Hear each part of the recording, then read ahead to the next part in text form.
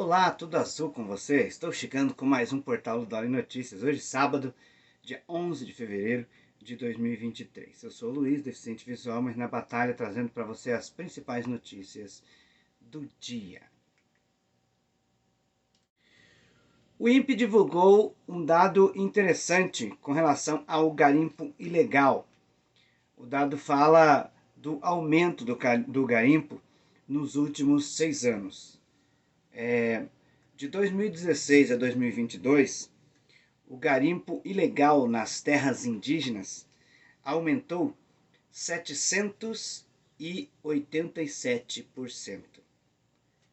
É um número alarmante, aumentou, segundo o INPE, nesses 6 anos, aumentou mais de 8 vezes. Então, o garimpo ilegal teve aí um aumento expressivo, um aumento exagerado, né? E com isso vem usando aí produtos que vêm prejudicando a saúde dos indígenas e quem mora ali por perto. Laguna Carapã conta com a Vidraçaria Triângulo. Na Vidraçaria Triângulo você tem profissional qualificadíssimo, um bom atendimento e, claro, os melhores preços da região. Os telefones da Vidraçaria Triângulo estão na descrição do vídeo. A Triângulo está na Avenida Brasil, 755, no centro de Laguna Carapã, e atende Laguna e toda a região. Olha, vale a pena dar uma ligadinha lá, você não vai se arrepender. Vidraçaria Triângulo. Um sobrevoo em áreas próximas ali aos índios que vivem isolados acabou mostrando para os agentes uma estrutura de garimpo ilegal bem próxima de aldeias, né, de índios que vivem isolados. Essa operação ela foi montada com pessoas ligadas ao Ministério dos Povos Originários, o Ministério do Meio Ambiente, o IBAMA, a FUNAI e a Polícia Federal. Então, sobrevoando o local, os agentes descobriram aí uma estrutura grande de garimpo. A Polícia Federal, então, tomou suas providências, né, no sentido de destruir a estrutura do garimpo ilegal. Com isso, vai dificultar, né, a ação desses garimpeiros no sentido de continuar prejudicando a floresta, as águas e, consequentemente, os índios e as pessoas que moram próximas ali. Esse sobrevoo aconteceu ontem, sexta-feira, né? Providências rapidamente foram tomadas. O terremoto que aconteceu na segunda-feira na região sul da Turquia e no noroeste da Síria já chega aí a 24 mil mortos. Esse terremoto foi de magnitude 7,8 e é talvez a maior tragédia da história. Ele supera o tsunami e o tremor que abalou o Japão em 2011. Esse terremoto ele veio aí acompanhado de cerca de 100 tremores secundários, ou seja, aconteceu um e depois mais 100 tremores que acabaram destruindo cidades, prédios. Muita gente está embaixo dos escombros. Inicialmente, eles começaram a retirar essas pessoas com muito cuidado, uma vez que muito escombro estava ali por cima das pessoas. Os prédios que desabaram eram prédios grandes, né? E 4 dias depois, na sexta-feira, ainda estavam retirando pessoas com vida. Resgates que são mostrados pelas redes sociais e até por alguns veículos de comunicação a grande mídia, mostra pessoas sendo retiradas, resgates emocionantes, né, de pessoas que ficaram 4 dias embaixo de um prédio e foram retiradas com vida. Infelizmente, muitas dessas pessoas não tiveram a mesma sorte. São mais de 24 mil pessoas que morreram, perderam a vida nesse desastre. As autoridades precisam de ajuda, países estão começando a se comover e estender a mão. Um grupo de agentes de São Paulo desembarcaram ontem na Turquia com 4 cadelas. São cães farejadores que vão ajudar nos resgates. Segundo essa equipe, esses cães eles são já acostumados a trabalhar em resgate, como o resgate em Brumadinho, os deslizamentos que aconteceram em Petrópolis, também deslizamentos que aconteceram no Guarujá e alguns outros deslizamentos no restante do estado de São Paulo. Então, são cães já com experiência. Eles acreditam que esses cães vão ajudar muito a encontrar sobreviventes e até mesmo corpos embaixo dos escombros. As cadelas são Hope, Malina, Joy e Mari. São cães do Corpo de Bombeiros do estado de São Paulo. Bom, assim como o Brasil já enviou aí alguns agentes do Corpo de Bombeiros com cães treinados para fazer esse resgate, tentar encontrar sobreviventes o mais rápido possível, outros países também estão fazendo a mesma coisa. O problema é que essa ajuda humanitária ela acabou demorando um pouco, né? Já chegou no 4º dia depois desse incidente acontecer. Mas vão tentar fazer o possível para trazer, fazer com que sejam resgatados ali o maior número de pessoas possível e que tenham sobreviventes, né? Além disso, essas pessoas que estão lá, eles enfrentam um frio muito grande.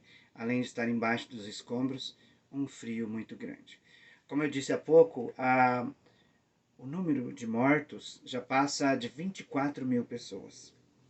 A OMS estima que esse número pode chegar a 40 mil, devido aí à gravidade do acidente.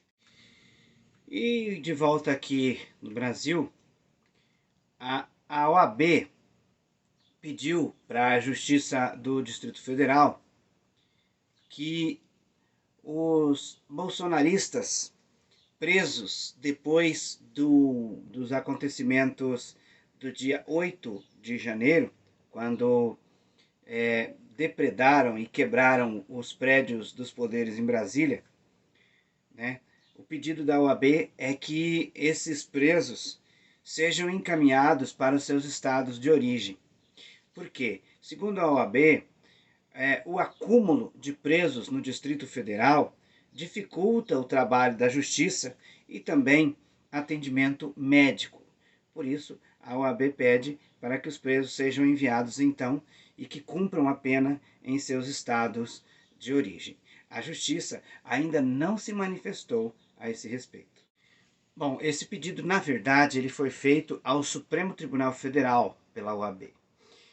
Dentre os argumentos também estão, além ali da questão do atendimento jurídico e atendimento médico, a OAB diz também que um grande número de presos assim no Distrito Federal causa um impacto muito grande na questão financeira, né?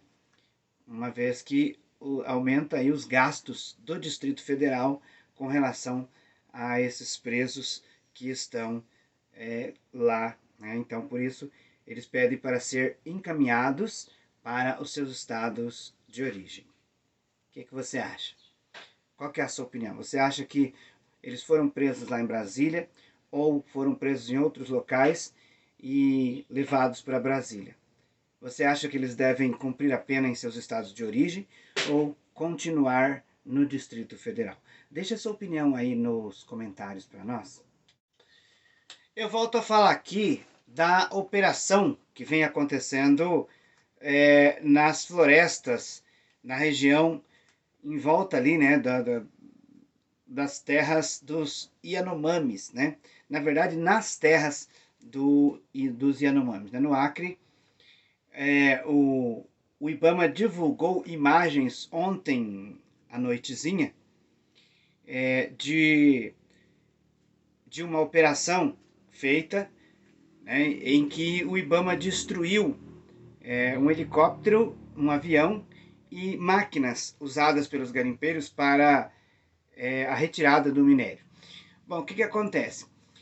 Já faz alguns dias que, por causa das operações do IBAMA e da Polícia Federal, os garimpeiros têm fugido pelo meio da floresta, deixando então seus aviões, seus equipamentos de uso no garimpo, como as máquinas, os acampamentos e tudo mais. E ontem foi divulgado então as imagens de um helicóptero, um avião e máquinas que são usadas para a escavação, que foram destruídas, que foram queimadas pelo IBAMA no meio da floresta, depois da fuga dos garimpeiros. Então, a operação continua, né? E vai continuar por bastante tempo. Segundo o IBAMA, a meta é 0 garimpo ilegal nessas florestas. Está precisando trocar os pneus do seu carro? Então venha para a Master Pneus. Na Master Pneus você tem pneus de qualidade, de variadas marcas, nacionais e importados, para carros, caminhonetas e caminhões. E ainda parcela suas compras em até 12 vezes no cartão. A Master está na Avenida Internacional em Pindotiporã e atende Pindoti, Sete Quedas e toda a região. Master Pneus, vem para cá! Uma notícia veiculada agora pelo G1 diz que o presidente Lula deve ser convidado para participar da reunião do G7, que são os 7 países mais industrializados do mundo. O G7, ele costuma convidar países de relevo que não fazem parte do grupo. O convite demonstra prestígio internacional do governo e, claro, do Brasil em relação ao resto do mundo. O convite deve ser formalizado até o início da semana. Esse convite ele é feito para países que têm reconhecimento mundial. O presidente Lula, então, vai ser convidado, e se for convidado, provavelmente participará deste encontro que acontecerá no Japão. A última participação do Brasil foi em 2008, no último mandato, no segundo mandato do presidente Lula. Depois disso, o Brasil não foi mais convidado para esse encontro. Ontem, quase no final da tarde, aconteceu o encontro entre o presidente Lula e o presidente norte-americano Joe Biden. Depois do encontro, Joe Biden anunciou o interesse de participar, ou seja, de contribuir com o Fundo Amazônia. O Fundo Amazônia foi criado há 15 anos com o objetivo de cuidar do meio ambiente, bem como também garantir que o desmatamento ilegal não aconteça.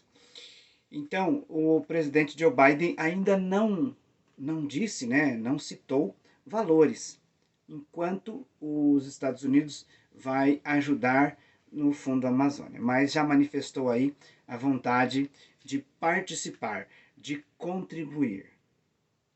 Bom, nesse comunicado aí do presidente Joe Biden, saiu lá, que ele não divulgou ainda valores, mas já tem alguns veículos de comunicação divulgando uma possível oferta feita pelo presidente Joe Biden ao presidente Lula para o Fundo Amazônia de cerca de 270 milhões de dólares.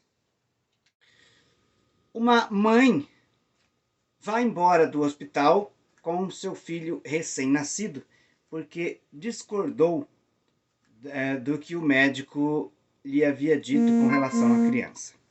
O caso aconteceu na capital do Mato Grosso do Sul, Campo Grande, na maternidade Cândido Mariano. A mãe fugiu do hospital ontem à tarde, depois de ter tido um bebê na mesma maternidade. Segundo o hospital, a mãe havia dado à luz nas últimas 24 horas. E o bebê nasceu com um tirícia, ou bilirrubina, uma espécie de um probleminha que deixa a pele da criança amarelada. E ela precisava tomar um banho de luz. E aí o médico pediu para que ela aguardasse no quarto, fez alguns exames na criança e os exames ficariam prontos hoje, sábado. A mãe discordou da atitude do médico e se evadiu do hospital. Foi embora sem receber alta médica. O hospital informou que já notificou o conselho tutelar para que acompanhe a situação.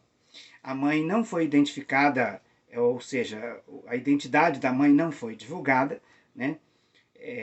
Até para poupar a identidade dessa mãe, então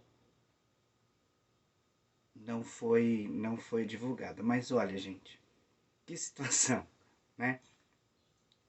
A mulher tem um bebê e ainda está ali logo depois do trabalho de parto, ela recebe a notícia de que o bebê tem um probleminha e precisaria ficar no mínimo 24 horas tomando uma espécie de banho de luz.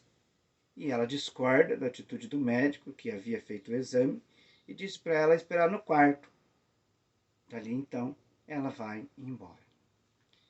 É complicado, né? Mas segundo o hospital, o conselho tutelar vai acompanhar, né?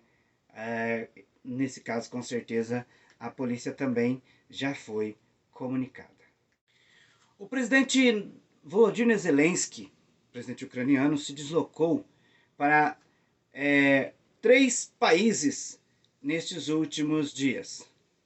Ele foi para Londres, ele esteve em Paris e também em Bruxelas. Nas conversas com os amigos europeus, o presidente pedia mais armas pesadas para enfrentar a Rússia.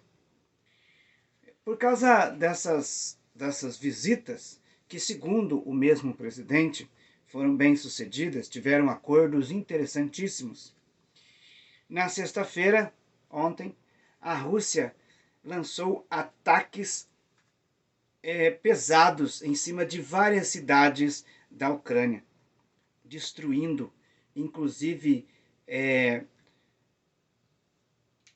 a infraestrutura energética do país. Uma das cidades atacadas foi a própria capital, Kiev.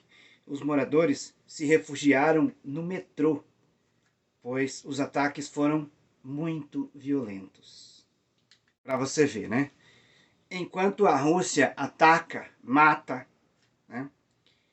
Lá na Turquia e na Síria, acabo de receber a notícia aqui enquanto eu estou gravando, agora quase 11 da manhã, o número de mortos já ultrapassaram os 25 mil mortos. Países estão comovidos em apoiar, comovidos e decididos, né, em apoiar tanto a Turquia quanto a Síria, ajudando nos resgates, enviando enfermeiros, médicos, remédios, né, que é o que falta para eles neste momento. A Rússia está destruindo e matando pessoas.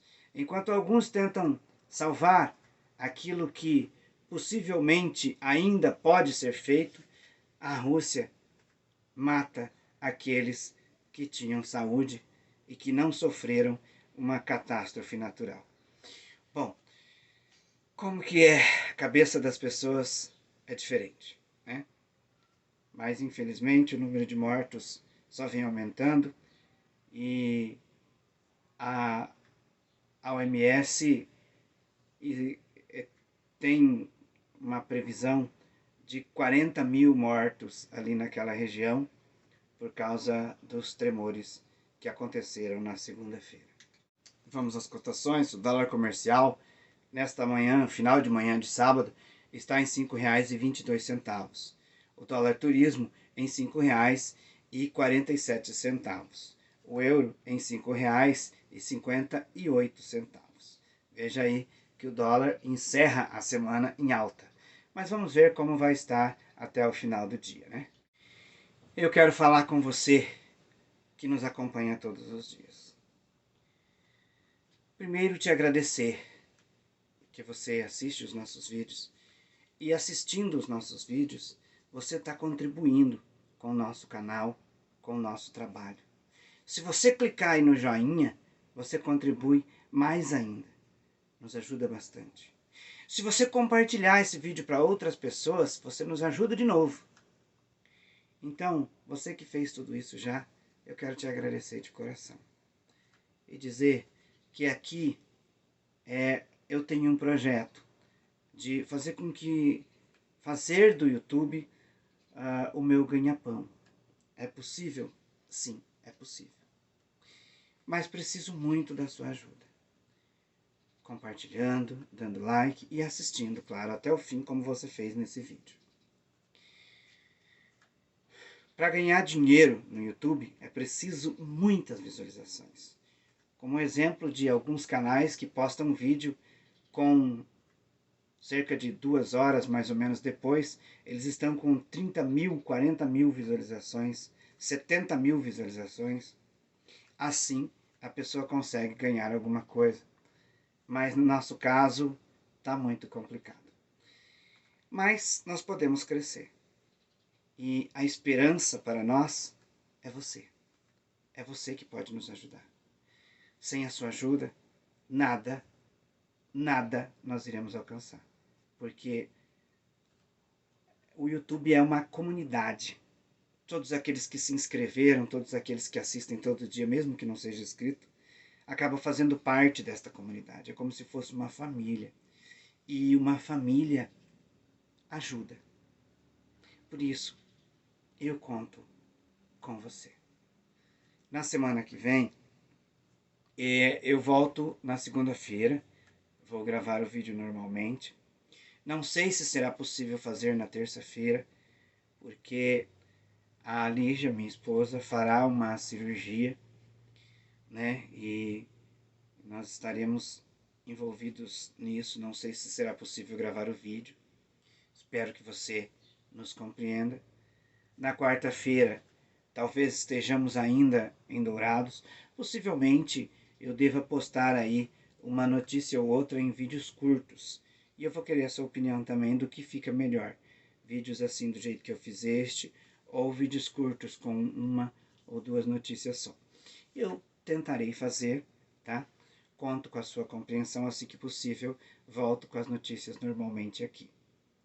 Um forte abraço para você, um ótimo final de semana, que Deus abençoe grandemente você e toda a sua família. Até segunda-feira.